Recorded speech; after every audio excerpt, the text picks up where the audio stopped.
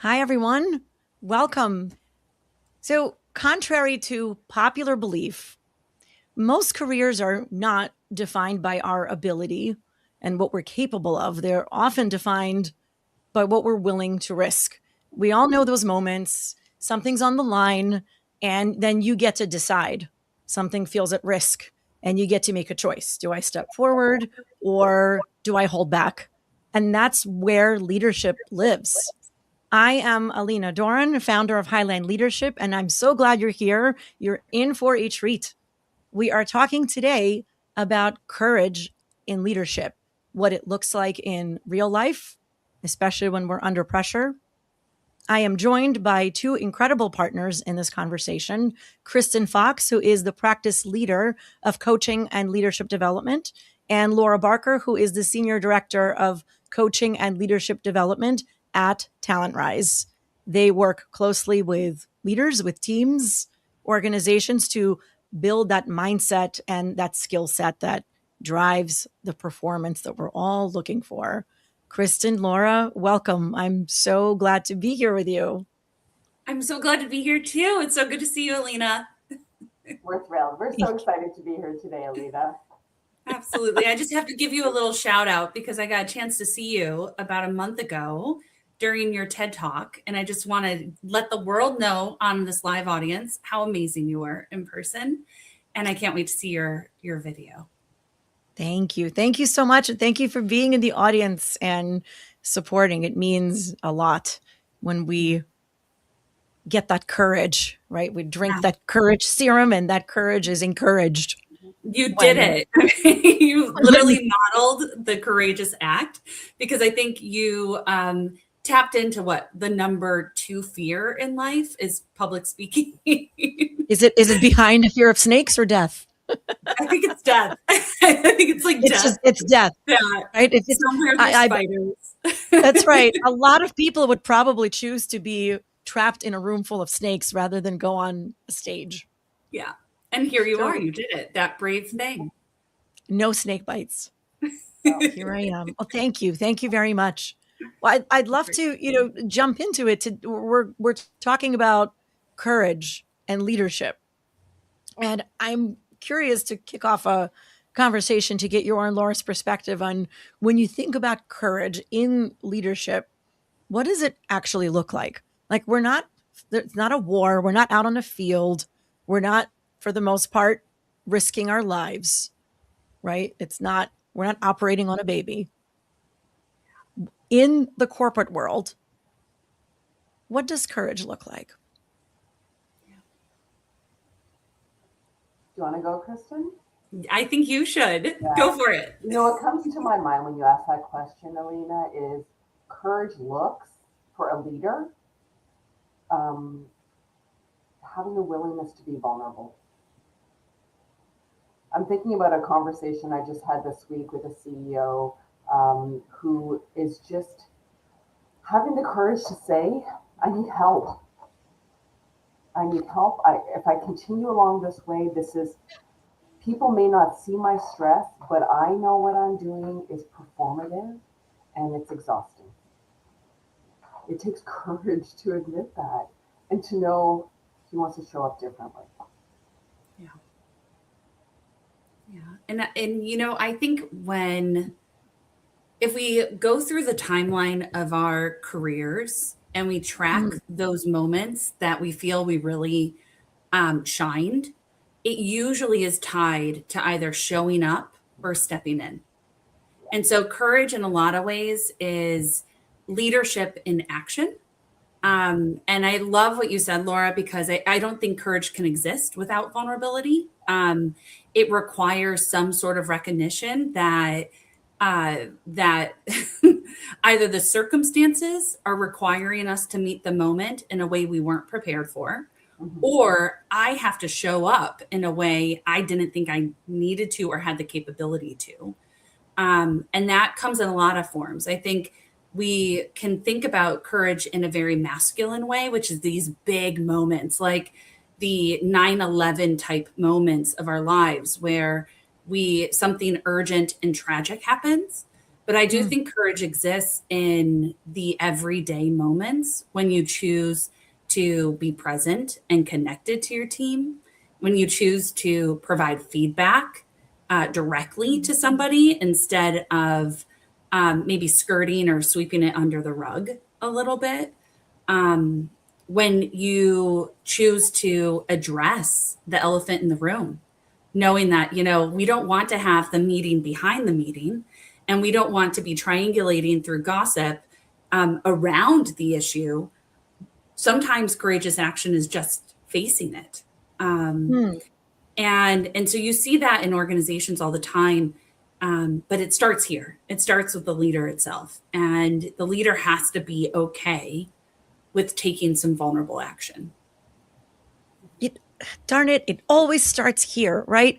Can't just go pointing fingers. It's your fault. You did it. She started it. Exactly. We can't do that, right? I love what you're talking about. Both of you, the vulnerability. If it's not vulnerable, if it's not scary, then it's not courageous. If it were easy, it wouldn't be courage. It would just be doing a thing less consciously. When I think about courage, I think about it like a seesaw, and there's a tipping point, and you could just stay safe. Like you could just stay quiet, right? You could just gossip behind the scenes. You could say nothing and step on your own values and step on yourself. Yeah. Or you could say something, right? You could, like, raising a hand is courage, right? Raising a hand, raising a question. Yeah. Bringing up something that stays with you is it's courage. It's courage. Yeah. Well, what I love about what you're saying is you're kind of giving us permission to think of courage not as an action, but also as a choice. So behind the action, the movement of whatever that thing is that decision point, right? And when we get precise on choosing, you're kind of that teeter-totter is really that center, triangle is what choice are you going to make? Are you going to go the easy route and the potentially less confronting, but might have more longer term damage? Or are you going to step in and address it? Yeah, I love that. Well, when we're talking about the teeter-totter, I'm thinking about that, the liminal space, how does one recognize that we get to make a choice instead of reacting by default as we're used to, as a reflex? And we get there through knowing that there is a choice. Well, how might we know that there's a choice? And sometimes it's an awareness inside of our bodies. Ooh, yeah. I'm in that liminal space. I'm in this, here's that moment or two when I get to decide. This is the moment. I can go risky or I can go safe. I can go true or I can go compromise. What comes to my mind when you say that, Alina, is oftentimes people don't recognize that there is a space between whatever situation is around them and their response. They don't feel they have that space, so they're just being reactive to what's going on. So to me, the work begins with the self-awareness. Am I being triggered? Am I aware that I'm being triggered before moving forward and having that and creating that space to know I have a choice in how I respond to this?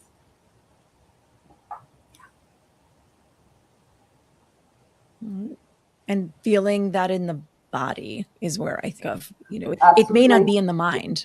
Yeah, it may, that signal might happen in the body. Yeah. Absolutely. We have to get out of our heads and into our bodies. Yep. Using one of the senses.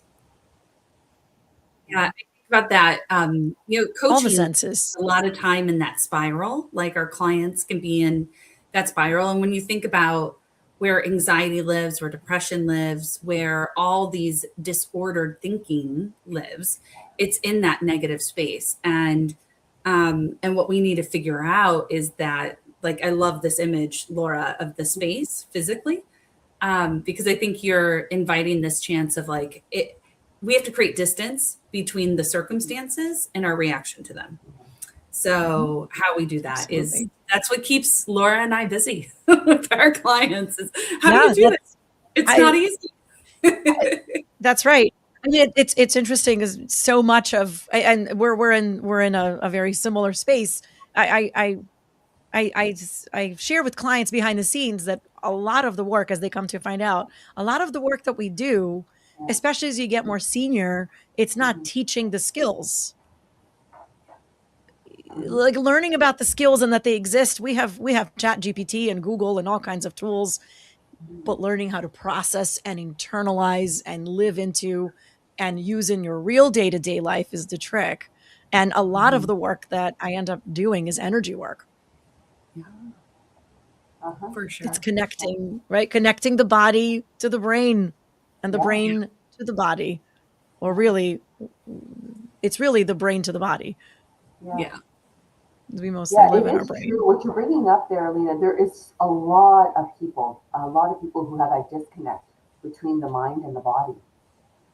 So part of the work is actually helping people realize that they are a whole person. Yeah. The mind is just one part. We have mind, body, spirit, heart. Absolutely. Yeah, yeah. You're absolutely right, Laura. It's like, unless you're a yoga practitioner, Mhm. unless you are, in a profession where you use your body physically on a daily basis, Yeah. for most folks that we work with and support, Mhm. it's here. This is the Yeah. center where this Mhm. is where the overheating happens. Yeah. The system gets overheated up here, and then it's like cobwebs below the neck. There's just, Yeah. They're right? dusting It's off that interesting. heart. Yeah. Yeah. What's that? They're dusting off the heart. I think Dusting there's off the heart. I love that. I know, I Dusting off the know. heart. Dusting off the heart. When you think about, pressure, which really amps it all up. Like, Mhm. I'd love to get your thoughts on what pressure changes about how leaders show up, right? Like, Mhm. when do you see people rise and when do you see them shrink? I mean, that's Mhm. a lot to say there. Yeah. Yeah. There's a lot there. There's so I think we see it in a couple dimensions. One is I don't want to lose the energy of what you were just talking about, which is how we transform as leaders over time. So the skills that we build as we're early career and as we get into management are really about like practicing certain muscles and techniques to get good at the fundamentals, right? And it is a skill building exercise. At some point in your career, you go beyond management and into true leadership. And when you elevate to leadership, it requires actually a letting go of some of the assumptions and the frameworks that you actually are attached to, and starting to build really that intuitive sense or that intuitive knowing around, like, oh, this is how I can't apply the same tool to the same situation and get the same result, because humans are different, circumstances change, the environment around you is constantly moving. So now I need to tap into my wisdom and my inner knowing to get a sense of how I'm going to meet any situation, not just the ones I've seen in the past. And so I think there's the comfort that happens over time through lived experience. And that's just the human journey, right? We have to keep on practicing things over and over again and see what works and what doesn't and start things new. So I think there's an internal pressure that we create in that journey.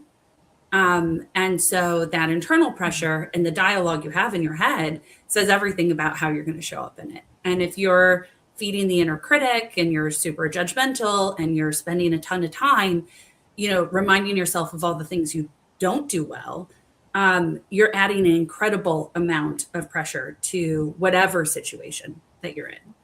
And then the secondary piece is like, okay, great. Now we know this is the inner talk, the inner game over time.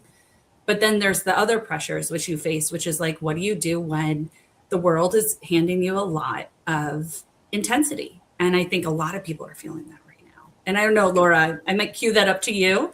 But I think about one of our clients who's going through a big ERP implementation. And I think they're modeling wonderfully how actually to show up in a healthy and heart-centered way, which is, that rising in action, that courageous action. So I don't know if you want to speak to that. Yeah, so this client that Kristen is speaking to, we've done a full year of working on leadership competencies, bringing them to life through work together. And now with this ERP rollout, anyone who's done an ERP rollout knows they're never super clean. There's always stuff that has to get fixed, always, always, always. And they're no exception. But here's the thing, they've done the work to prepare for this moment, to be able to show up with courage, have some of these tough conversations with each other. In the past, everyone, for example, was getting along, but they weren't dealing with some of the harder stuff because they didn't know how to engage in healthy conflict. They didn't know what sort of communication tools would work best, how to work together to problem solve instead of doing it on their own and then bringing the solution to the table. So all these things come together and they become different ways that we manifest courage. It takes courage, if you're used to doing something by yourself and doing your own problem solving, to open that up to the group, knowing that the outcome might be different from what you actually wanted initially. Mm-hmm.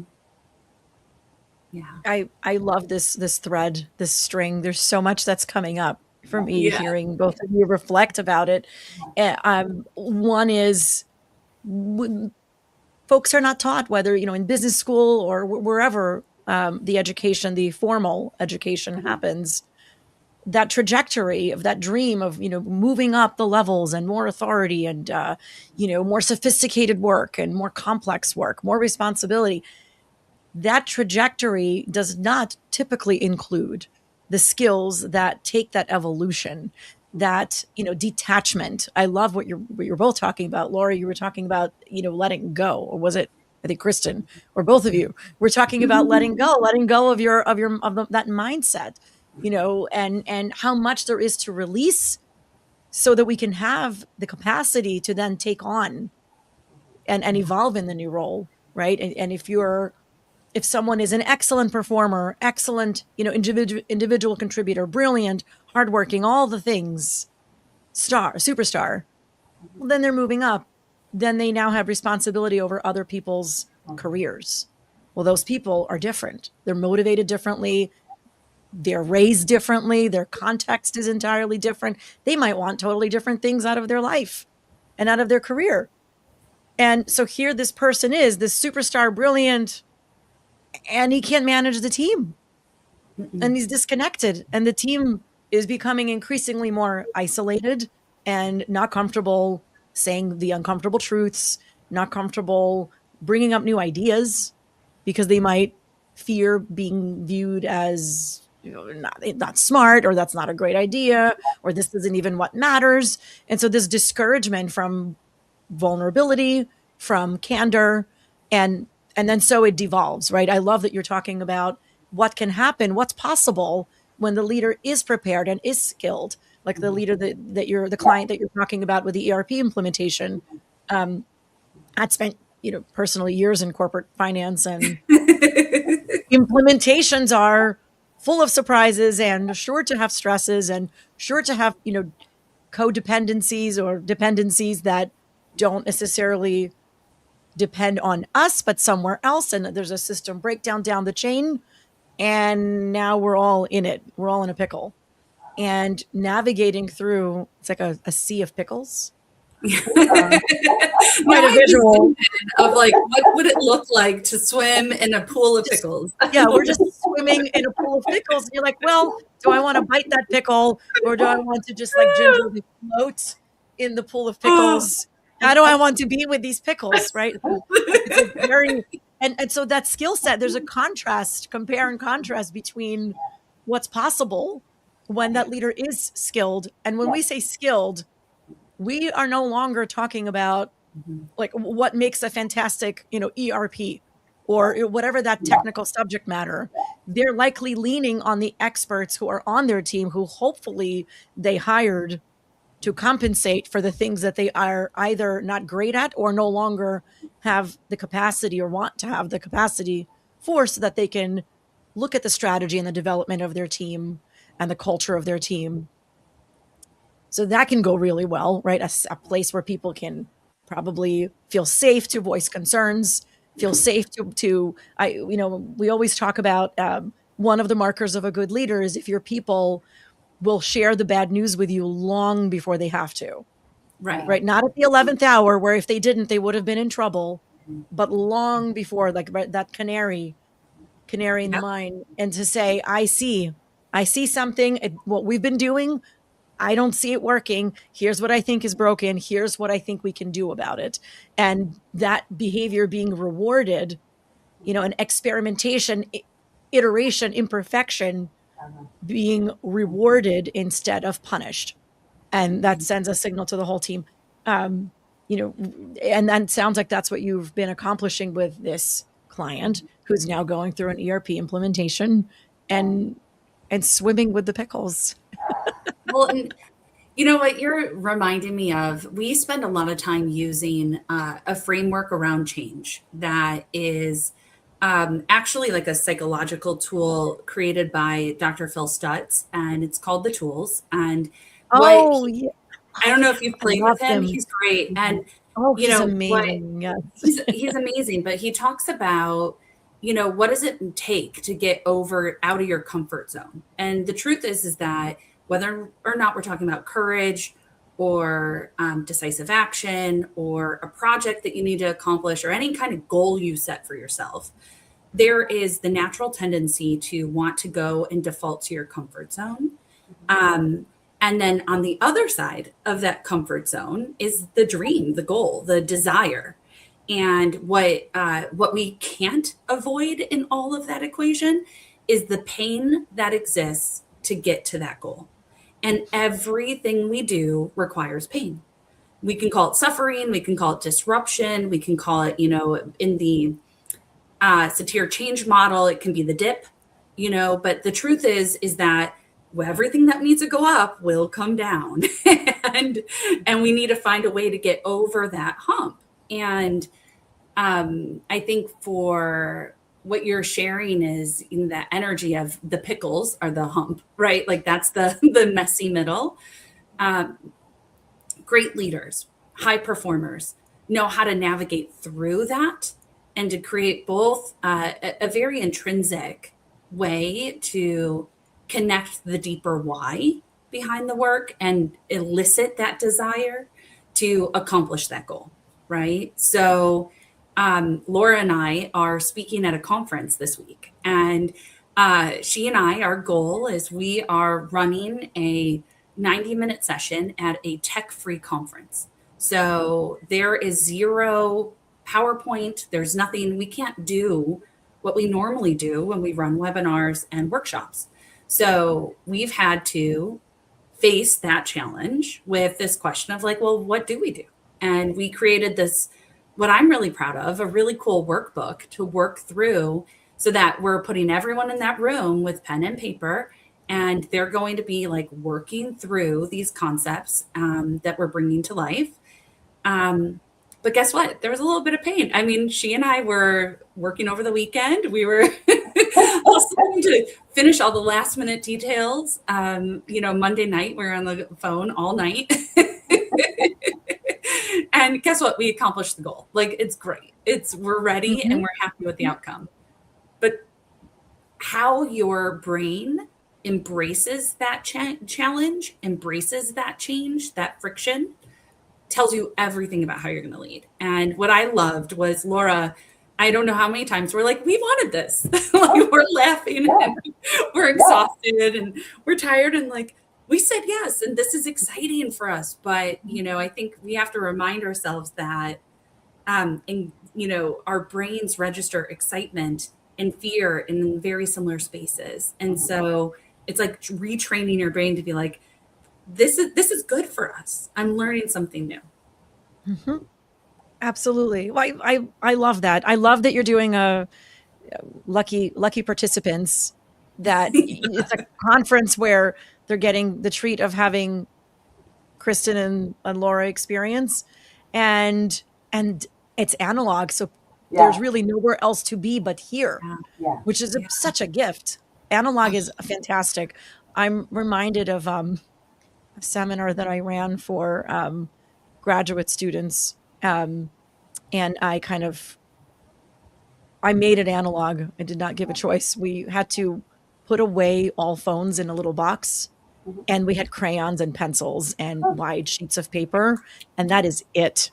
That is what we had. And it was all like, well, how will we will figure it out like this in person, just like we did for millennia. Like, we can do it, and it's beautiful. But crayons, I made it crayons to make to drive the point home. Like, it is very, very analog. Yeah. Deeply analog. I love that. I love, Kristen, what you're talking about in, what happens in our brain when we make that decision to be courageous, and when we go through the discomfort, right? There's no growth without some level of discomfort, right? Whether it's agony or whether it's like a mild ache, right? Like a little itchy, a little scratchy, or wow, this is suffering.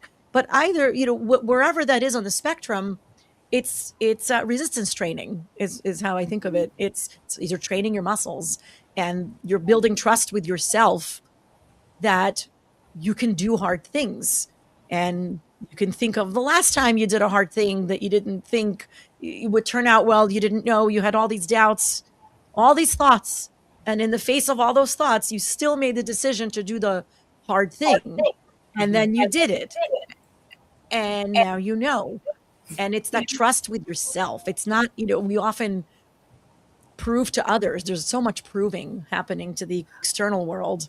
But when we can prove to ourselves, it is the most powerful party to prove things to. And so I love everything about what you're talking about, that you and Laura were fighting through it. It was hard. It was pain with purpose. It was pain with purpose. I love that. And then you're championing each other. Like, we asked for this. We said, yes, we want this. And here you are. And you made the thing, and you're proud of the thing. And now you're going to deliver the thing. And you're going to bring all this value. And that's it. What's it about? The 90-minute workshop. Well, I'm curious. It's funny. What's coming to my mind as I'm listening to you, Alina, is one of the things that Kristen says that I love is we can do hard things, and we can do hard things. Meaning, I can choose. There is a space. I can choose to see that resistance as bad or good, right? And it's back to what you were just saying, Kristen, earlier about how the body doesn't necessarily know the difference between excitement and nerves. I have a choice, again, that space, how I want to see that. Yeah. So in that moment when Kristen and I were working on that Monday night, and we're so hungry. I mean, I'll speak for myself, Kristen. I was so hungry. I just wanted to have dinner. But there is that reminder we can do hard things. And that's, courage shows up in so many different ways. When we think about this as an example, what we're going to be doing here, the theme that we're going to be talking about is lights, camera, collaboration. How do we navigate change? How do we navigate change through the 3 C's? Culture, talking about change itself, and how do we handle conflict? These are the common challenges that leaders bring to the table that they want to talk about. So what we're looking to do is to give them different tools that they can practice. And one thing we haven't touched on yet, but it is so important to courage. What is courage? Courage is faith in action. Behind that is the idea that we need to talk about trust. Without any of this, it's like trust is the foundation for all the other work we're doing, for us to be able to show up courageously, to give permission for others to do so as well, to be vulnerable. We have to have that cornerstone of trust. Yeah, thank you for bringing that up. That is so important. Yeah. And trust with ourselves. Yeah, that's where it starts. We have to start with ourselves, right? We have to look within. All of this work of leadership is looking within so that we can look out differently. Learning to trust ourselves, They're going to trust not just the objective information coming towards us, but also the intuitive, the emotional information. One's not better than the other, but just different sources of information.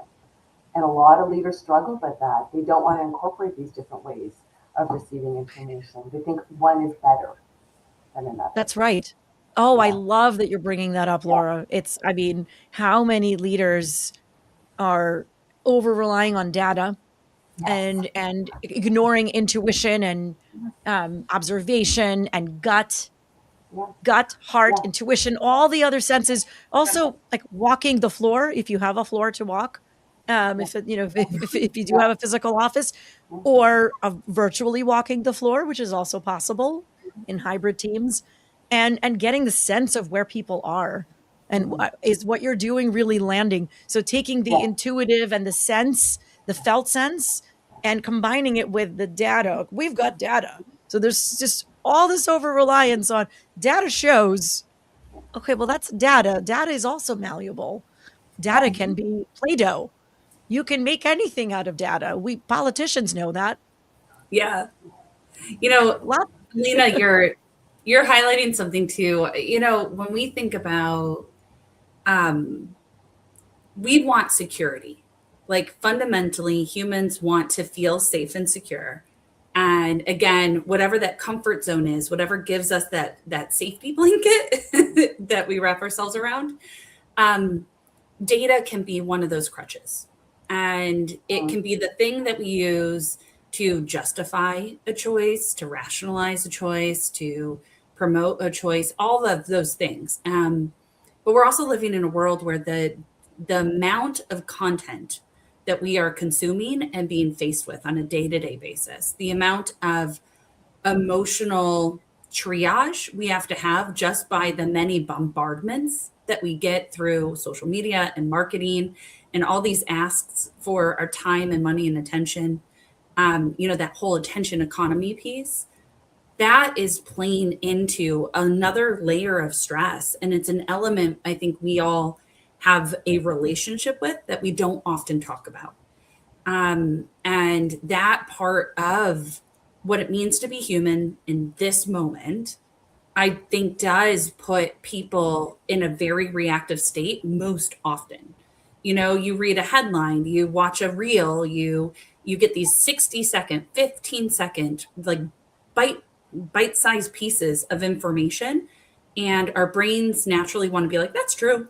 And if it feels self-validating, then I'm going to believe it's true. And I'm going to tell it to all my friends and I'm going to copy and share it with everyone else.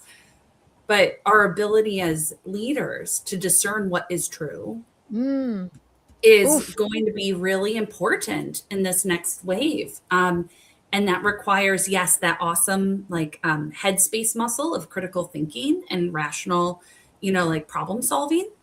But if we only rely on that piece, oh my gosh, we're going to be really bad versions of robots because we haven't tapped in, like you said, the bottom half of our bodies, which is our heart and our intuition, and those two pieces of who we are have to be, we have to put the time and energy into cultivating those parts of ourselves.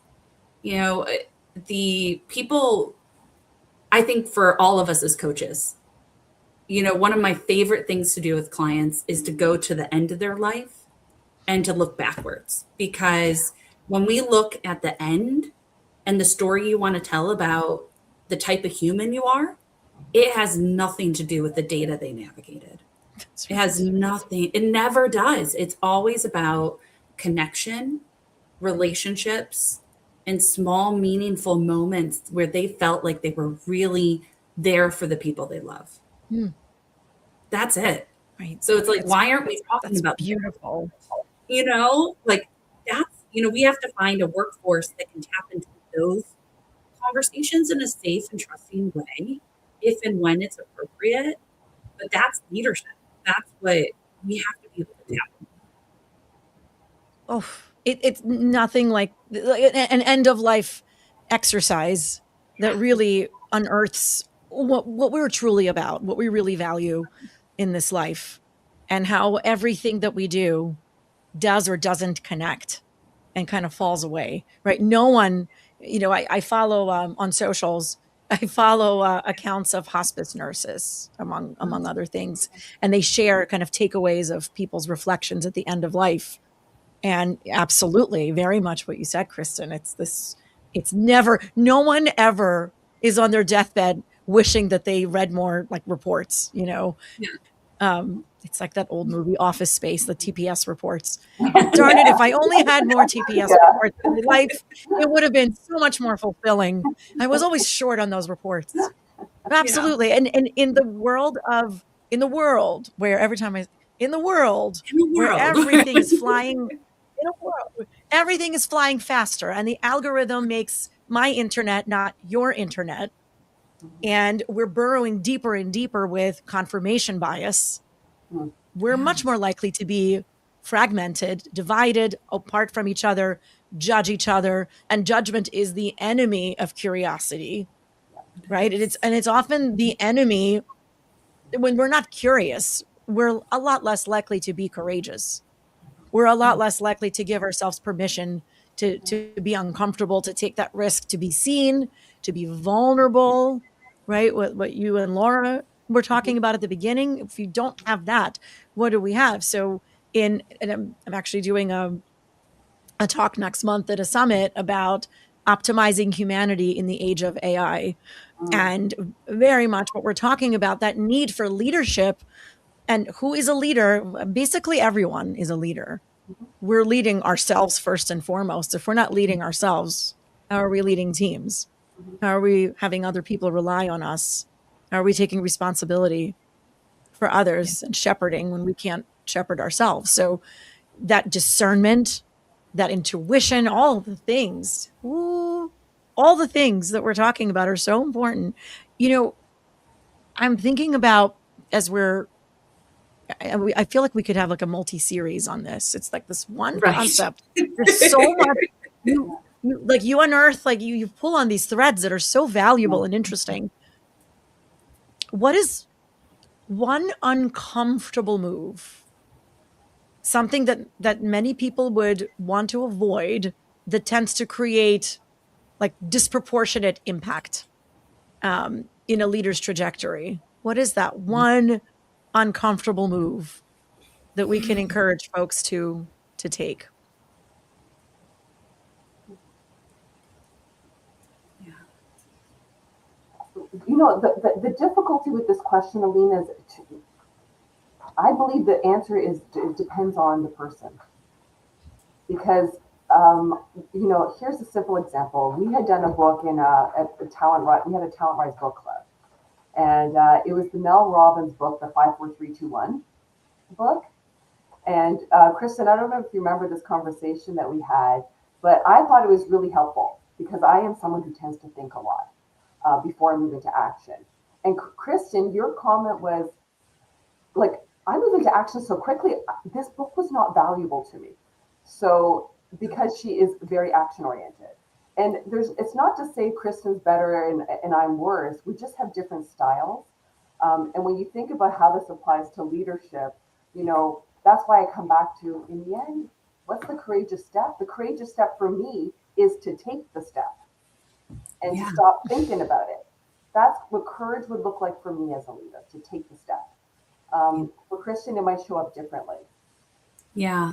Yeah. I love that because I do remember that conversation, and it's like, we all have our own things. So if we go back to this idea of self-awareness and knowing the thing that gets in your way and then finding a way to overcome that thing, we spend a lot of time on the positive intelligence programming where we get into saboteurs and how we self-sabotage. And each of us have like a unique cocktail of core strengths. And then the downside is sometimes when we overplay those strengths, it can have a different type of outcome or an adverse outcome. And so I think, what I hear in your words, Laura, and I think it's dead on, is you have to know yourself to know where you need to play and where you need to flex.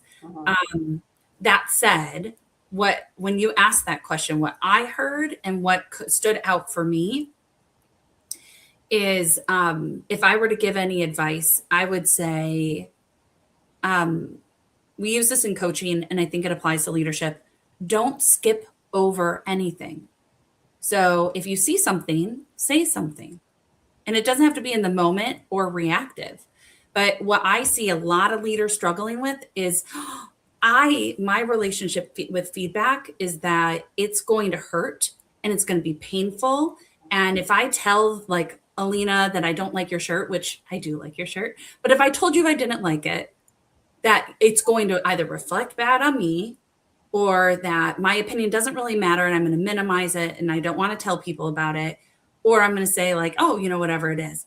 So I think there's, I would love to see leaders be more brave in delivering effective feedback and being able to say it in a way that is nourishing and sees it as a service, not a stick. So how do I do this where it's like, you know what? I love working with you so much that I want you to know that I see this thing happening and it's kind of getting in your way. And I really want to see you overcome whatever this thing is. How can I, as your manager or leader, support you in overcoming that? And it's not a performative ask. It's not saying just go ahead and change your shirt. It's saying like, oh, why white? What's white about? What's that telling us? Like it's getting that curiosity in. So the short of that is check yourself on your relationship with feedback and find a path to deliver it in a way that is actually deeply caring about the people that you lead. That's beautiful. Beautiful answers. Thank you. Beautiful answers. Huh. I'm thinking about it. I know. What do you think about it? I think of very much pulling on the thread what Laura was talking about. Well, what it's going to be a different challenge for everyone. So some might have ease with delivering feedback, right? Yeah. Some might over-index on the critical. I have no problem telling Alina that I'm not a fan of her shirt. And for others, right, and then being maybe too harsh. And others might dance around it and never really get to the point. And that feedback might never be delivered. So for some, it might be too kind or too nice, not kind, too nice. Some, it might be too harsh. Some might just be uncomfortable with the interaction to begin with. For some, it might be somewhere else. So the way that when I reflect on this, like, what is that one move? What's like the one takeaway for folks? For me, it's a combination. It's a hybrid of what Kristen and Laura just shared. It's what is challenging for you. Like, in your deeper inner knowing what you shy away from and what you fear and what your ick is and what you avoid and deflect.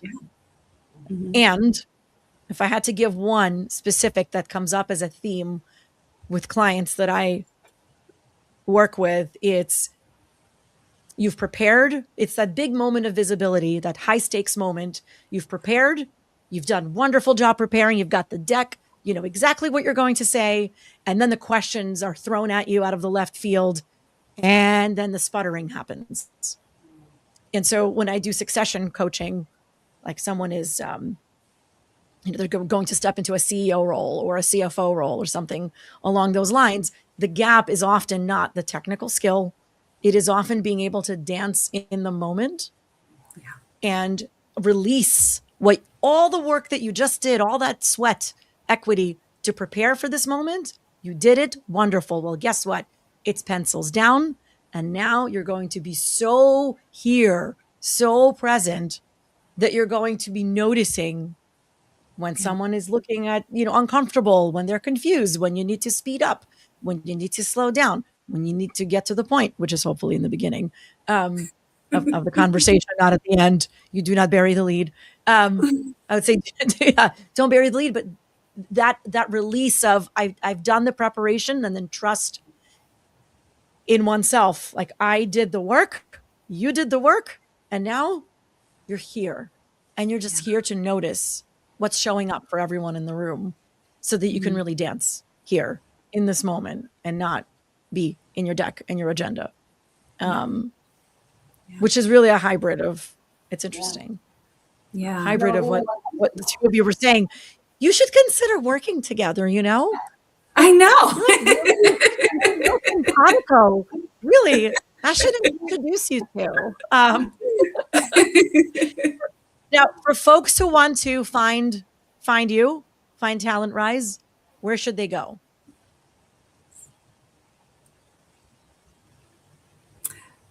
I was like, we're both waiting for each other to speak. Laura and I are so used to. You can find me, Kristen Fox. My email is foxk@talentrise.com. And I'm not like super big on social, so it'll be LinkedIn is my jam. And yeah, check out talentrise.com. You can find out more about us. And I'd say exactly the same thing. I'm on LinkedIn, not on other social media, and my email is barkerl@talentrise.com. Mm-hmm. Wonderful. Nice. Wonderful. It's so wonderful to be here with you today. Our conversation is just, there's so much more to explore. I know. Well, we are happy to come back anytime. We might, there might need to be a part 2. Yeah. There might be a sequel in our future. I love it. I love it. We'll have to get the audience's feedback on what they would want to hear. And we can shape the topic. But this is wonderful. And Alina, thank you for the space and just the thoughtful attentiveness to pulling this conversation together. Thank you. Thank you for being here with me and dancing with me and so many good, like juicy bits for the audience to listen to. Yeah. It's lovely. Thank you. All right. Well, keep doing great work and keep doing hard things. And dancing in the moment. Thank you.